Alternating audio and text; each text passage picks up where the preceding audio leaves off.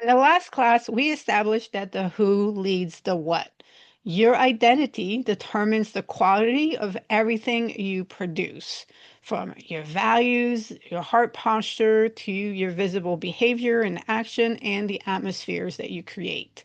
Today, we tackle another layer because identity also determines motivation. The who determines the why, and the why determines everything you pursue. The world teaches to put the why as a pretty high authority in your life. I'm sure you have heard the sayings like find your why, follow your why, lead with your why, right? This has become very popular in society, but it was never part of the original design to place the why at the seat of authority. The why is not meant to lead, it's meant to be owned. And if the who is distorted, then the why becomes corrupted. Let me give you a quick overview of what we're going to cover in this class. But before I do, I need to give you a reminder or make you aware that this class is part of a larger module and that each class has been building on the last one. So there are concepts and there's terminology that I'm using that was explained in previous classes. So this is not really standalone content. What I've been doing in the module is going through a structure progression that's designed to build a case for you to understand what identity is and the choice that is before you about the source of your identity and why the source of your identity matters. Because we're not talking about behavior modification here, we're not talking about mindsets. We are examining what your life is built on. So this class builds on the structural truth that identity determines motivation. The who determines the why, and the why determines everything you pursue. And like I've already said, this is going to challenge something that is deeply embedded in culture. The idea and the belief that your why should lead your life. So this class is actually going to show you or make the case that your why was never meant to lead. It's meant to be owned by a God-sourced who. So first, we're going to review some things. Then we're going to go into the correct order of authority, which is a little bit of a review as well as some addition. Then we're going to go deeper into what happens when the why is elevated and the consequences that this leads to. Then we're going to look into how identity shapes desires because your cravings are not random. From there, we're going to walk through what I call the emptiness cycle. So that's wrong who, wrong why, wrong what, temporary reward, and persistent emptiness. And then the really will go much deeper than into contrasting, right? Worldly versus kingdom motivation, similar to some of the other classes that we've already had, where we compare, right?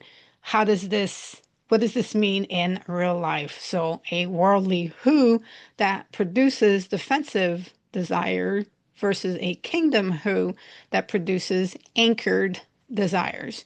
And we'll close with the choice that is before you, right? So it's understanding that your desires are being shaped by something. So the question is, will they be shaped by insecurity or governed by identity in God?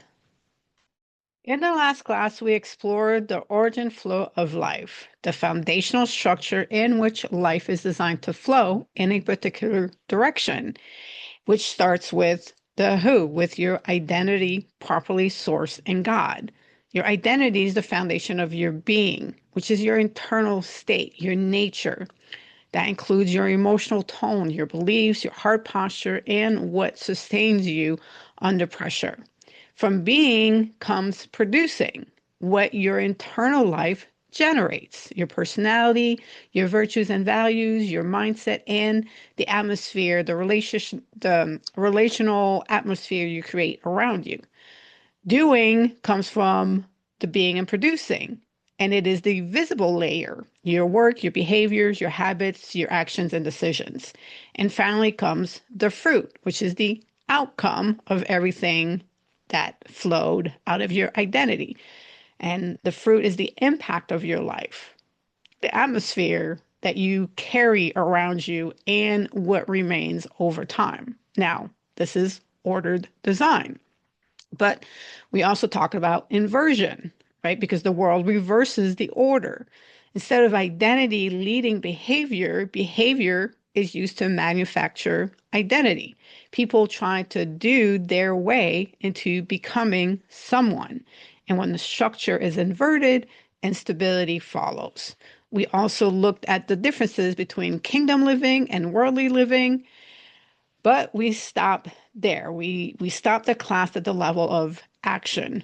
We established that the who leads the what. Today, we go a level deeper. The question we have not yet addressed is this: what fuels the action itself? Under every action is a reason. Under every pursuit is a desire. Under every decision is a motivation. And here's a key structural truth: motivation is not random. Desire is not neutral. The why is not self originating, it comes from somewhere. Identity is upstream. Out of identity flows everything. So that's why I make the statement: the who owns the why. The who determines the why. The source of your identity is going to determine your why and the impact of your why. So if your who is insecure, your why will try to protect it. If your who is performance based, your why will try to prove it. If your who is properly anchored in God, your why then will seek alignment with God. This is not a personality trait.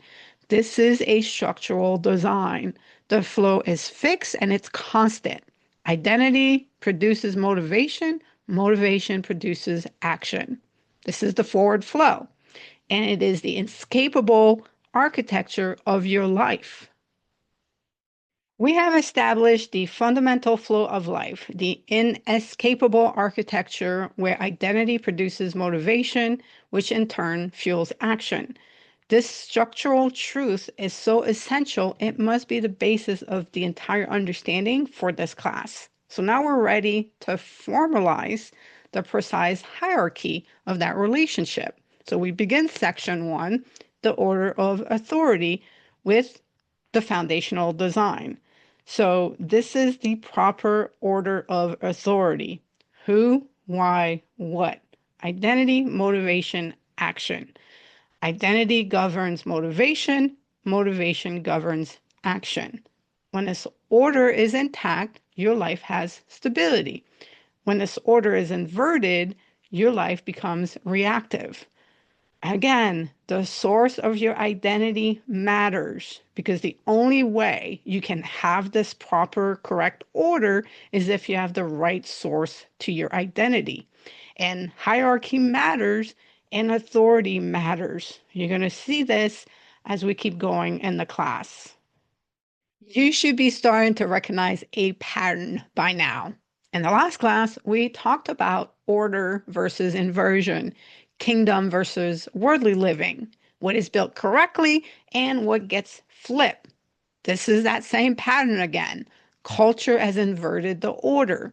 It teaches us: start with your why, follow your passion, let desire lead you, then act on it, and then build your identity from it. So instead of identity producing action, action is used to try to construct identity. And this is not accidental, and you'll see why as we keep going in this class. But here's the result of that inversion. When desire becomes the authority, identity becomes unstable, because desire fluctuates, emotion shifts, and impulse reacts. So if your why is leading, your who cannot be anchored. It becomes fluid. And once identity becomes fluid, everything downstream from it becomes unstable. Desire is powerful. Emotions are real, but neither is sovereign. Sovereign means more than the highest authority. It means what has the final say in your life, what you ultimately obey, what overrides everything else when there's tension. So when I say that desire is not sovereign, I mean desire was never meant to have the final say. Emotions were never meant to override truth, identity, or alignment. And motivation was never meant to sit at the top of the internal hierarchy. They were designed to respond, not reign. When desire, however, becomes sovereign, it becomes your ruler. And whatever rules you directs you. So the problem is not that you have desires. The problem is when the why sits in the authority seat, you do not govern your desires govern you. And when desire governs identity, then order collapses. You begin reacting instead of directing. You begin chasing instead of discerning. You begin responding instead of anchoring. And this is where the instability begins. And guess what? It rapidly snowballs and it becomes very costly. We have now in section one established the proper order of authority who, why, what. And we begin to look at the inversion, the misalignment that is the genesis of the entire cycle of identity instability. Now, in section two, we're going to take a closer look at how this inversion happens because we are surrounded by relentless cultural messages that explicitly tell us to elevate our desire to the position of supreme authority. So let's move into section two and look at what happens when the why is elevated. Take a look at this slide and these sayings, right? Find your why, follow your heart, live your truth, do what feels right. We've been immersed in these messages our entire lives. They're the water we swim in. They're packaged to sound empowering, freeing, and authentic. But we're not here to look at how these sound. We're here to look at the structural results because these phrases are all teaching one structural truth. Place your internal desire at the seat of authority. They're saying whatever you feel deeply must be right. Whatever you want strongly must be true. Whatever pulls you must be followed. This sounds like liberation, but it's actually displacement. It shifts authority away from your core identity and places it into the most volatile, fluctuating part of your being, emotions and desires. So, as an example, and this has either been you or you've met a person who has quit a good, stable job because they were told to follow your passion. And a passion is a feeling, it's not an identity. So a year later, the passion fades, the financial pressure mounts, and they're left with instability. Now they don't know who they are. Why? Because they allowed the why to lead the who. A temporary desire was given supreme authority. So, what this slide highlights is the mechanism of the inversion. Culture promotes elevation of desire, which feels like freedom, but structurally leads to instability. When the why leads the who, you stop directing your life from a stable identity and you start reacting to your current emotional tone and desires. So, next, we're going to take a look at the deep consequences that come from that process. When the why sits in the authority seat, your life becomes a cycle of reaction. You're not moving from a solid internal conviction, you're moving from a volatile internal state. You're not acting from quiet clarity, you're acting from noisy urgency. So let's explore why that is, and let's define what we're talking about when we say emotion and desire. Emotions are real and emotion are responses. Like we've said, they're not rulers. They're responses to our internal thoughts, external circumstances, past experiences, unhealed pain, perceived threats, which means they're constantly shifting. They're not stable because they're not meant to be stable. They're designed to be signals to the factors influencing our motivation because we are being influenced by what just happened, what we remember, what we're afraid might happen, what someone said, what someone didn't say, and so much more. Now, unfortunately, most people have not mastered emotional regulation, which is the process of reading those signals from our emotions, understanding them, discerning them, and processing them before taking action. So instead of observing our emotions, most people are being led by them. Now, layer something deeper. A lot of what feels like desire is actually reaction. Reaction to pain, reaction to fear, reaction to rejection, reaction to trauma. Many desires are not pulling you toward your purpose, they're pushing you away from pain. Avoidance can feel like desire. Relief can feel like direction. Numbing can feel like clarity. And if you don't understand that, you will misinterpret your why. Now, add another layer. There's something called fleshly desires that's described in scriptures. And these are desires that are immediate, they're self protective, they're self gratifying, and they're reactionary. They feel strong, they feel urgent, and they feel right, but they're not aligned. So now you have multiple unstable inputs shaping your why: emotional fluctuation, unprocessed pain, triggered responses, and flesh driven impulses. And we tell people to follow that. This is why the why is so unreliable, because what feels like certainty in one moment can completely shift in the next. What feels like an absolute yes last Tuesday feels like a massive mistake this Monday. Think about it. We've all lived this.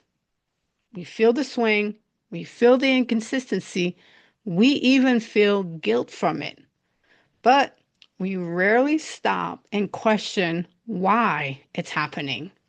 We don't trace it to the source. We just assume I need more discipline. I need to try harder. I need to be more consistent. Again, this is trying to avoid the source and addressing the who by addressing the what, by addressing what is happening through behavior modification. And the issue isn't behavior modification. The issue isn't effort. The issue is authority. You're trying to produce stable decisions from an unstable source. An unstable input will always produce unstable direction. And that instability leads to the most dangerous outcome of them all, which is manipulability. Because if your decisions are driven by fluctuating internal states and easily triggered responses, you become predictable. And what is predictable can be controlled. So once your internal state becomes your authority, it becomes somebody else's opportunity. If desire governs your identity, you become inherently externally steerable. The forces around you know your weak points, they know your vulnerabilities, and their leverage point. So your insecurities can be activated through, say, comparing your life to filtered images on social media. Your fears can be exploited through news cycles that inflate a threat, let's say, to push a political agenda. Your longings can be amplified. A commercial can turn a simple want into a desperate need. And your needs can be exaggerated. You can be convinced you need a product to solve a problem you didn't even know you had. You can be baited into outrage, baited into comparison, baited into ambition, baited into fear. And the most subtle part of it all is that you'll think it's coming from you, that it's your idea. But what it is external leverage over you. Because when your desire is sovereign, you're not free. You are, in fact, in a real sense, programmable. We ended the last slide with a clear diagnosis. When your desires become your authority, you become externally steerable, programmable, and vulnerable to leverage. So that leads us to the next question. How does this actually happen? Because most control does not happen by force. It happens subtly over time. And because it's subtle, it is effective. It feels immediate, but it rarely is. What feels like a sudden, urgent desire has usually been building up through time and conditioning, layer by layer, exposure by exposure, thought by thought. The conditioning starts with the development of a counterfeit who that produces unstable desires. The desires don't need to be created, they only need to be activated and amplified. Desire becomes leverage. That leverage is created through amplification. Insecurity is activated. Something already present, often quiet and hidden, is brought to the surface and intensified. Needs are exaggerated. A real longing for significance, belonging, safety is distorted and misaligned. Wants are inflamed. A simple preference is elevated and given authority. It was never meant to have. And then once an eternal state is amplified, oh, wow, a solution is presented. And what happens next is that your direction is redirected, not through force, but through influence, not by controlling your actions directly, but by controlling the desire driving them. And this is why disordered desire is so dangerous because it can be pulled like a lever. And if someone can pull the lever of your desire, they can move what actions you take. Let's not be naive. Let's be clear and direct. This dynamic is not theoretical psychology. It is the operating system of the world. Society uses it, culture uses it, government, religion use it, and people use it. And ultimately, the enemy exploits it. He does not need to force you into sin or disobedience. He just needs to inflame your desire. He does not need to overpower you. He just needs to misdirect your desire. Because once your why is corrupted, your what will follow as a matter of structural necessity. This is one of the ways that strongholds are formed, not through obvious evil, but through misaligned desires. Look at the system we all navigate every single day. Marketing is an industry built on manufacturing need. Comparison culture, aka social media, amplifies what you lack. Status systems that are found within professions and economics reward what is seen, what's visible, over what is real, what is of substance. Performance culture monetizes the constant nagging feeling of insecurity, and outrage culture is on every news feed, mobilizing raw, immediate reactions. All of this depends on a structural condition. Your desire must be easily triggered. If your why is sovereign, you are easily moved, steered, and controlled. But if your who governs your why, then you're not easily steered. You become a fixed point in a reactive world. This is why the order of authority matters, why the source of your identity matters. This class is not about suppressing desire, it's about reclaiming governance over it. We've just closed out section 2, where we diagnose a critical structural condition. If your why is sovereign, if your desire are in the authority seat, you become easily controllable, steered, and manipulable. We address how the world system, from marketing to comparison culture, leverage your desires and insecurities to keep you reacting instead of anchored. But this all doesn't just affect the direction of your life or controlled actions that you take. It produces a result, and that result shows up in your life. In section 3, we're going to take a look at what I call the emptiness cycle, which is the predictable outcome of building your life on a misaligned who and an unstable why. Let's take a look at what this produces again, because this is not a one-time event. It is a pattern. And it's not random, it keeps repeating itself, and it's cyclical because if the who is misaligned, everything downstream is misaligned. So the wrong who, identity sourced from instability. When you build your life on something that cannot hold you, then that drives the wrong why. You become driven to prove and maintain and protect and promote that unstable self, which produces the wrong what. You pursue the things the world promises will give you worth. And that doesn't mean that you don't get a real reward for that.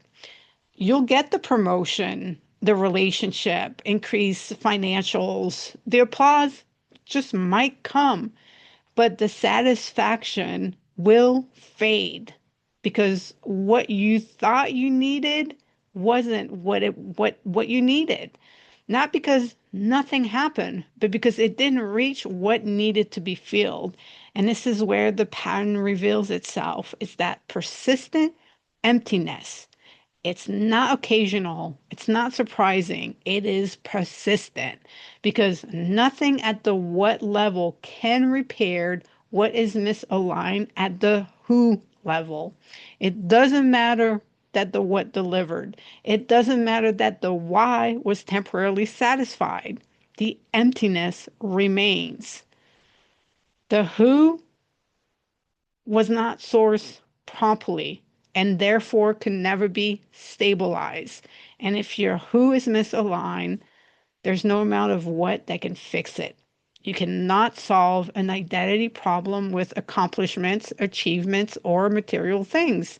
Just like you cannot solve an identity problem by modifying behavior, improving habits, or upgrading your mindset because all of these operate at the what level, which is downstream from the who.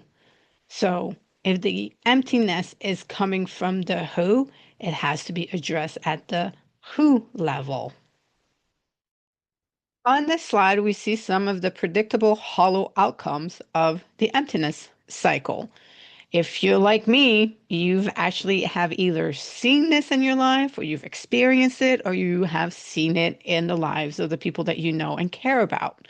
What we're going to do here is we're going to take a deeper look than what's just happening on the surface. We're going to look at what motivation is trying to resolve, what desire is trying to get, and what emotion is trying to escape or avoid because the emptiness is not in the outcome.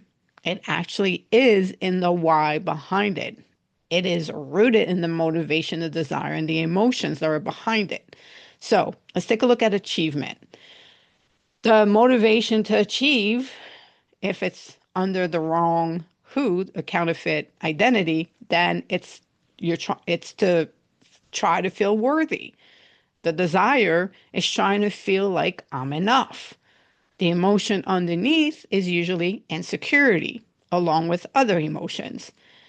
And you will take whatever means possible, and we're going to talk about this in the class, which is the next class.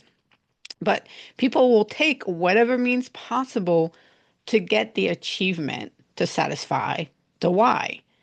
But the problem is worth doesn't come from achievement. So your worth never gets established through this process.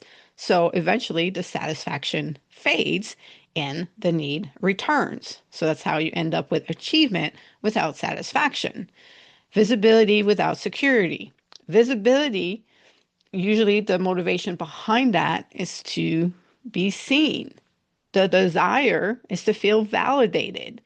The emotion underneath is the fear of being overlooked or unseen, the fear that we don't matter. So we'll take, we'll whatever means available to us to be seen. But the problem is security doesn't come from being seen. So the exposure can increase, but whatever fragility that you are feeling remains because it doesn't, that's not how you resolved having security. So control without peace. The motivation behind control oftentimes is to feel safe. The desire is to eliminate uncertainty, and the emotion underneath is fear.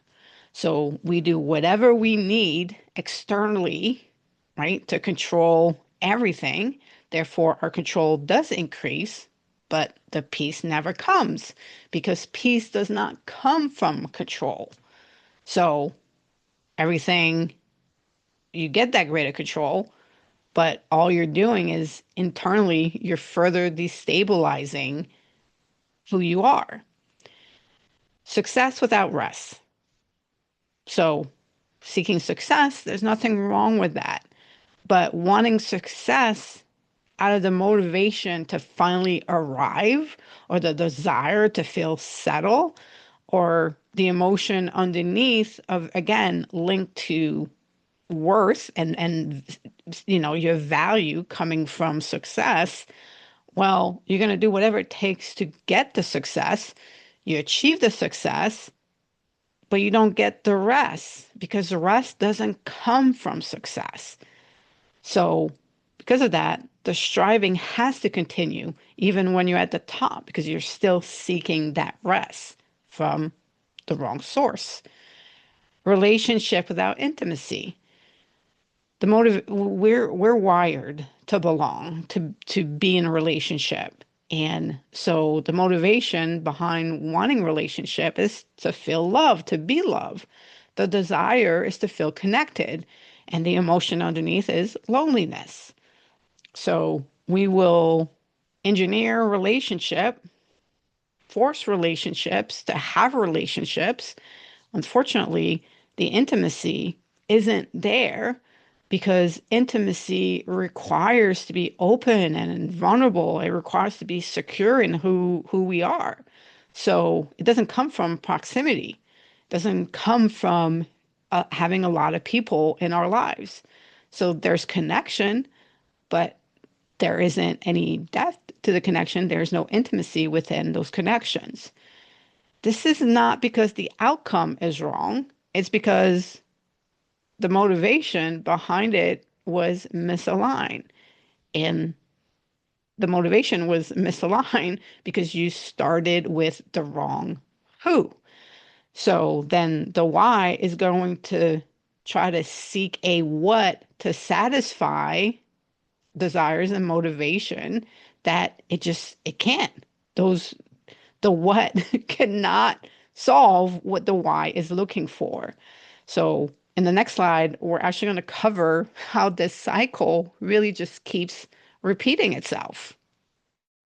When I look at this cycle and what causes it to repeat itself, all I can think about is that the enemy is cruel and he came to kill, steal, and destroy, and he's the father of lies. He's subtle in his approach because this cycle is made possible not because nothing happened. It's possible because something did happen. The what delivered. You got some success, you got some relationship, you got some achievement.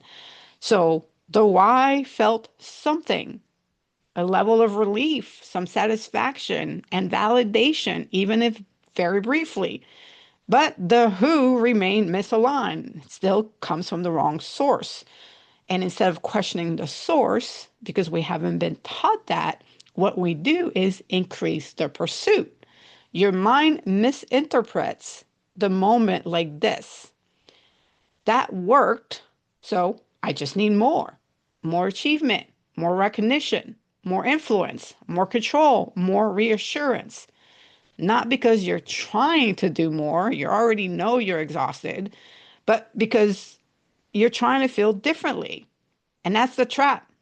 You're using the same misaligned who, the same counterfeit who, to solve the emptiness it created in the first place.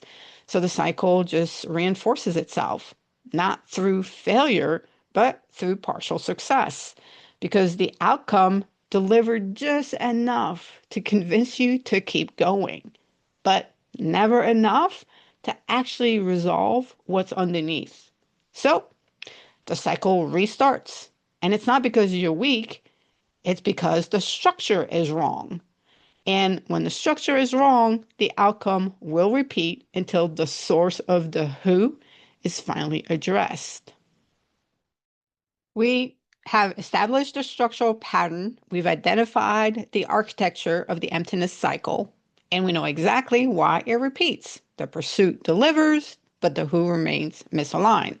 The structure is wrong, and the outcome will inevitably repeat until the source of the who is finally addressed. The question is then, how do you stop it? What can you do when you see the cycle of partial success and persistent emptiness in your own life? The answer is to shift from symptom management to source diagnosis. Instead of focusing on your what you do, you must learn to read your why, what you desire. Your desires are one of the most reliable indicators of the true source of your identity. One of the quickest way to see if your who is anchored in God or if it's misaligned and self-derived. In section 4, identity shapes the desire, we move from the external chaos of the emptiness cycle to the internal diagnosis of the misalignment, learning how to read your desires to reveal the source of your who. What if we were to reverse the flow? Because up to this point, we've been moving forward: who, why, what, come. But what if we move backward from outcome back to the source? Because if identity produces desire, then desire has the ability to reveal identity. Because by now it should be clear your desires are not random and your emotions are not just reactions. They are indicators to what is governing you. Everything we've covered, the instability, the manipulability, the emptiness cycle, traces back to the same issue: a misaligned who, a counterfeit who that's wrongly sourced. And your desire has the ability to expose it. So think about this. What you desire shows you what you believe will stabilize you. So your desire point directly to what you are using to try to feel what you feel is missing. What feels like success reveals what you're trying to reinforce.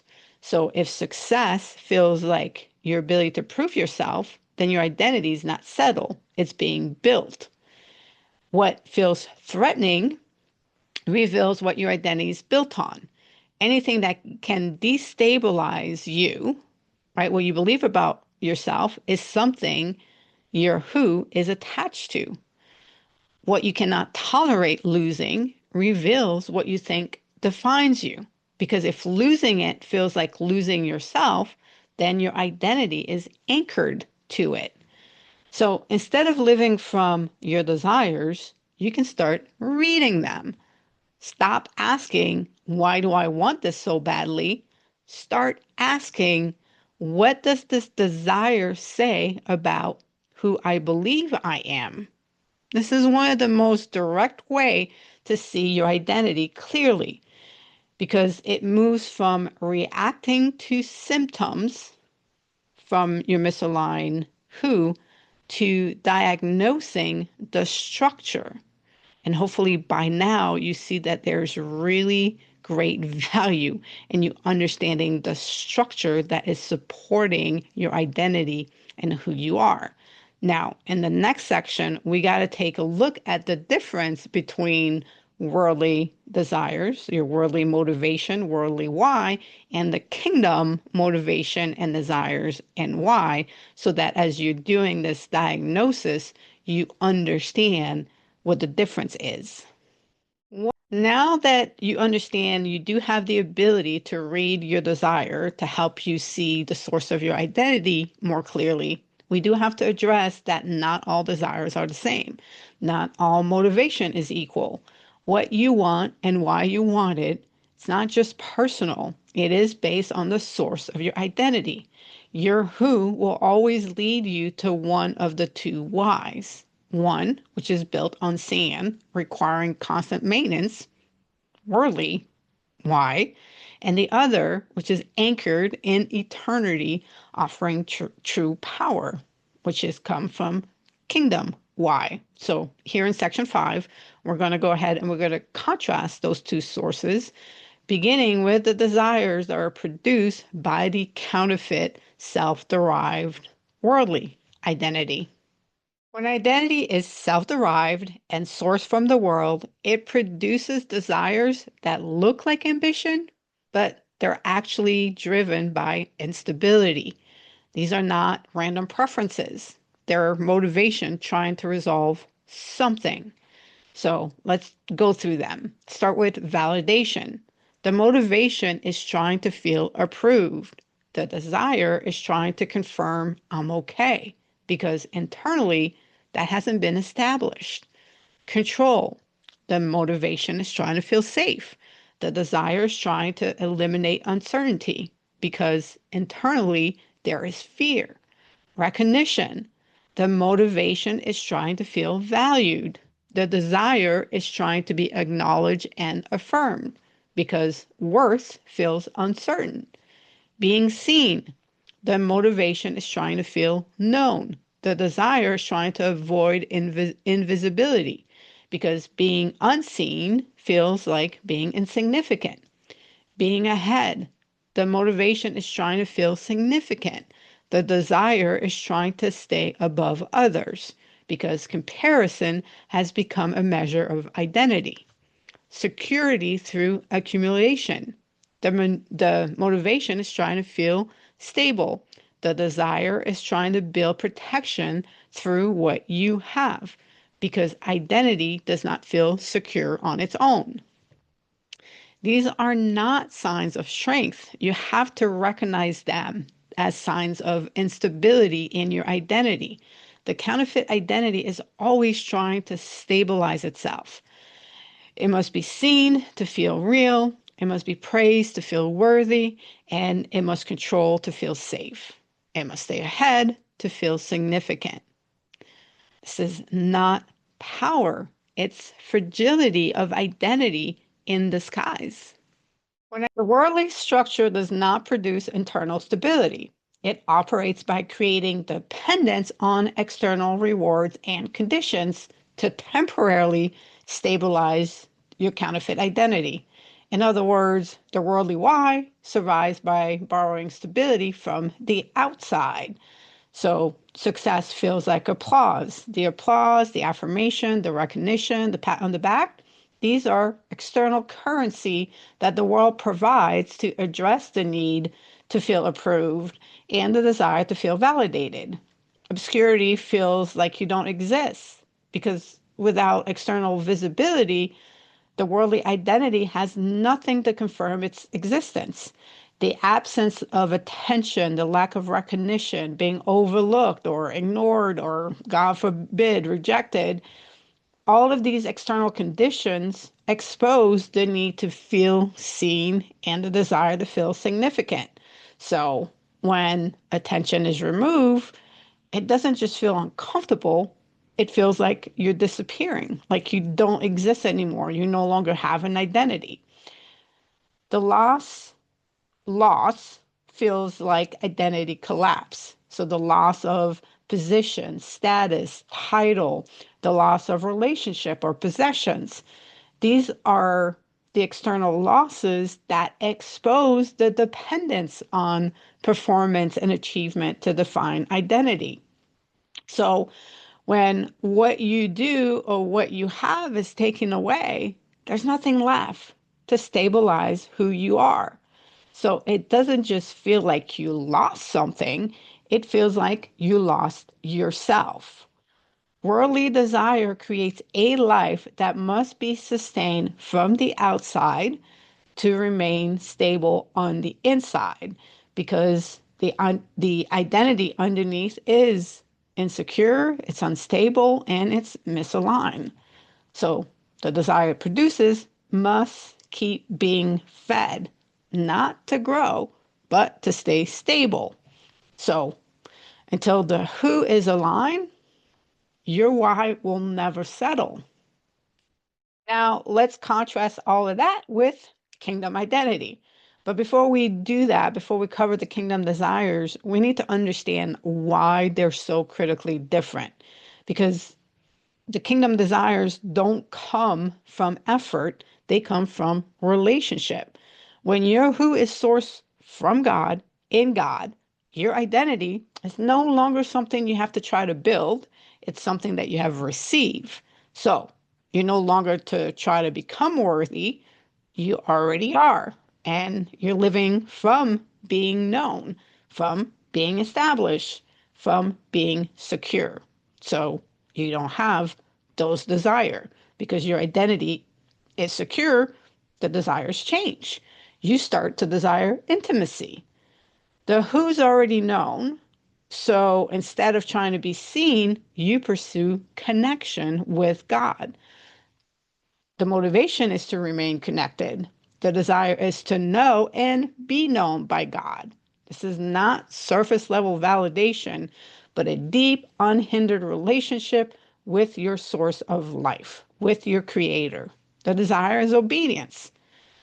The motivation is to remain aligned with God. The desire is to respond to what is already established as true.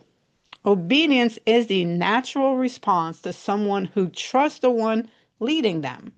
It's a natural, joyful response of a deeply loved son and daughter to a trustworthy father. It is the alignment of your will with his will, which is the definition of stability. This directly contrasts the worldly desire for control. You desire faithfulness. Faithfulness means showing up consistently in what you've been given, whether it is seen or not by others. The motivation is to remain steady in what has been entrusted to you from God. The desire is to continue regardless of recognition or outcome. So this is not driven by visibility, it is sustained by the identity that you have in Christ. You desire righteousness. The who is entrusted. So the motivation is to live in alignment with God in that trust. The desire is to stand firm on what is true. This is internal congruence, not external performance. You desire impact. The motivation is to fulfill what was given, to fulfill your calling and your assignment. So the desire is to express identity because it's established. You're not trying to establish it. You're looking to express it. This is not about proving worth. It's about carrying out purpose. You're building from assignment, not insecurity. And this is what happens when desire flow from a stable who that is rooted in a relationship with God. When your identity is sourced from God, there's no need to depend on external conditions to stabilize your identity because it's already secured in God.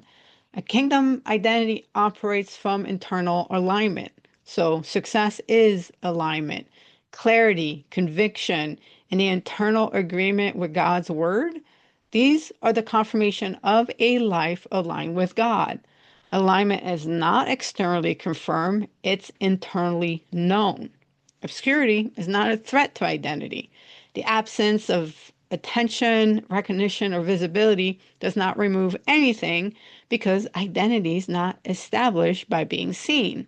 So, when no one's watching or validating, nothing is lost. For an anchored who, obscurity poses no threat. But there is a threat.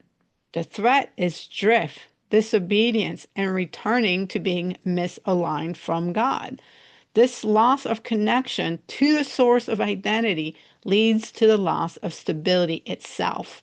It's moving from an unshakable foundation back to the sea of shifting emotions and the requirement for external validation.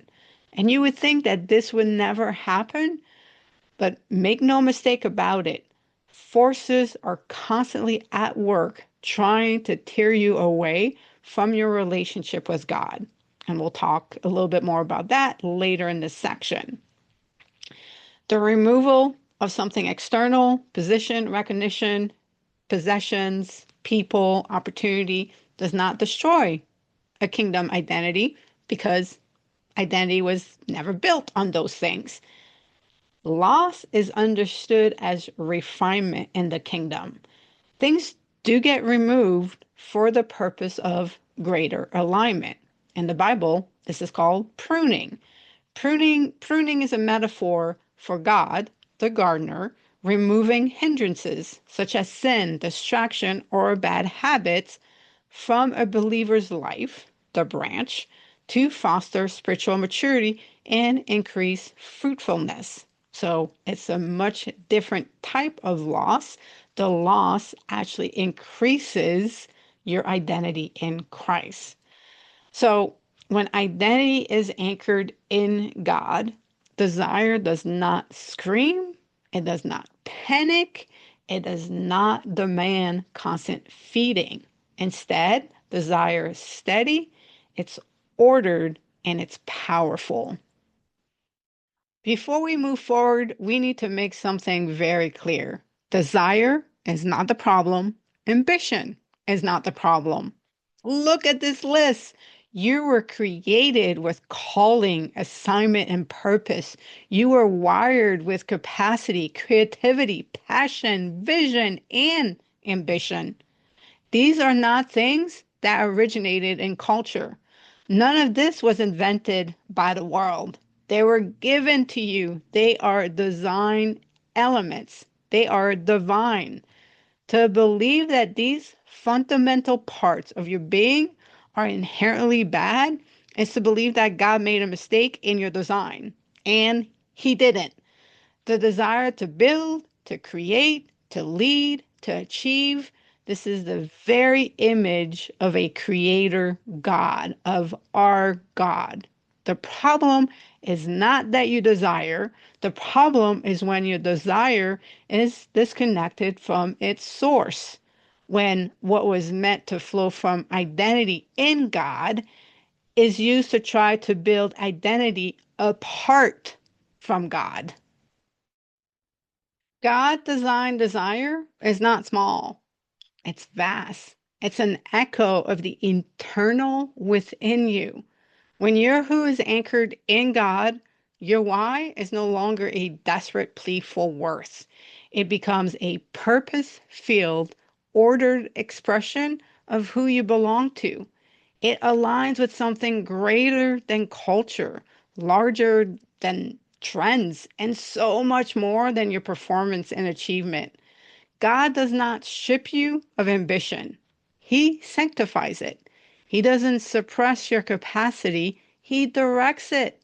He takes your finite energy and connects it to His infinite power. The world amplifies insecurity to make you chase small, temporary, exhausting things. God establishes your identity to lead you toward an expansive, eternally anchored, and fulfilling reality. This is not a restriction, it is the unlocking of your original design. So now that we've established that your desires were designed by God, and there's nothing greater and more powerful than a God designed desire, then what happens? Because the issue is not origin, the issue is corruption. It's how the enemy takes a God designed desire and turns it into a worldly driven motivation. And he has a clear strategy for doing that. Because he can't create, he has to use displacement, distortion, and counterfeit to take a God given desire and corrupt it with a simple goal in mind, and that is to reroute the power that you already carry. So one method is through displacement. He takes a God-given desire and displaces it. He moves it to the wrong source. So a desire for intimacy becomes a pursuit for approval. A desire for purpose becomes a pursuit of validation. You're still desiring, but you're sourcing it from the wrong place. He uses distortion. The enemy takes what is right and he twists how it's expressed. So a desire for justice becomes outrage. A desire for truth becomes harshness or self righteousness. The desire is still there, but now it's been distorted. He counterfeits it. He replaces the real thing with something that looks similar but cannot produce the same result. A desire for impact becomes visibility. A desire for purpose becomes performance. It looks right, but it cannot satisfy what it was never designed to fulfill. And this is where it all connects back. If your desire can be displaced, distorted, or counterfeited, it can be manipulated. And if it can be manipulated, you can be controlled. And this is not just about those with worldly identity. It's especially aimed at those who have their identity sourced in God. Because if your identity is anchored, your life becomes effective. So, like I already said, the forces and the enemy is at work to tear apart your relationship with God. But if he can't do that, right? If those attacks aren't successful and he can't stop you, then he's going to work to redirect you, to get you to start chasing the wrong things entirely, or more subtly, chasing the right thing for the wrong reason, the wrong way. So this is why we're no longer asking, what am I pursuing? We're asking, what is the source of my why? Because desire can look right and still be misaligned. You can be pursuing something good for the wrong reason, and you can be building something meaningful from a counterfeit source. If the source is wrong, the outcome will not hold. You will not get fruit from it. So, because the enemy is a master at displacement, distortion, and counterfeiting, you have to learn how to discern. And you do that by examining the integrity of your pursuit. I'm not introducing anything new here. We know that every pursuit, every action, goal, and decision is shaped by its source of motivation, which flows out of your identity. And there are only two sources. One that comes from the worldly who that says prove yourself, protect yourself, promote yourself. And the other that comes from a kingdom who that says fulfill what you're entrusted with, build what you were assigned, and reflect who you belong to. So let's take a final look at not what you're doing, but what is driving it. Worldly ambition, it's fueled by insecurity. You're not building, you are compensating. You're trying to secure your identity because it feels unstable. And because of that, the pursuit cannot hold. It collapses the moment the external validation stops. On the other hand, kingdom ambition is fueled by assignment. So you know this because you're not trying to secure your identity, you're expressing it. You can work just as hard, but you're not striving to become someone. You're being faithful to what you were given. Worldly passion demands recognition. The pursuit is dependent on response. It must be seen to be validated and it never settles. Kingdom passion produces fruit. The work is not validated by applause, it is validated by what it produces in the service of God. And that makes the pursuit worthwhile. Worldly vision competes, it's trying to secure position, so others become a threat.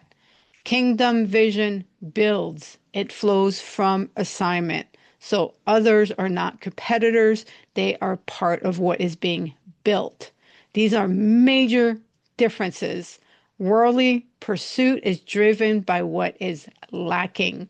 Kingdom pursuit is driven by what is given. One is trying to secure identity, the other is expressing it. And that determines the integrity of everything you pursue. All right, like we have in every other class, we have to look at the choice, at the decision that is set before us. And we're going to take a look at the next and final class for this module. We are back to looking at the basic structure, although it probably means so much more to you now. But it goes like this: identity shapes motivation, motivation shapes pursuit, and the pursuit shapes outcome. This is not philosophy, it is design. The structure will hold whether it is aligned or misaligned. This is not optional, it is inevitable. You do not choose whether you have desire. You do not choose whether you are driven by something. You will operate from a why, and that why will flow from a who. If your who's unstable, your why will fluctuate. You will cycle between motivation and exhaustion, confidence and insecurity, clarity and confusion, because insecurity must constantly be fed. But if your who is anchored in God, your why becomes directed, not smaller, directed, not weaker, much greater, more powerful, not reactive, ordered. The source determines the strength. So the question is not whether you will be driven. The question is, will your desire be shaped by insecurity or governed by identity in God? In the next class, we move from the internal world of desire to the external execution of your actions. Because once your who and why are aligned, the journey is not over. The method you choose for your action is the final proof of who governs you. So our next class is the who directs the how, because the how reveals the truth about the who.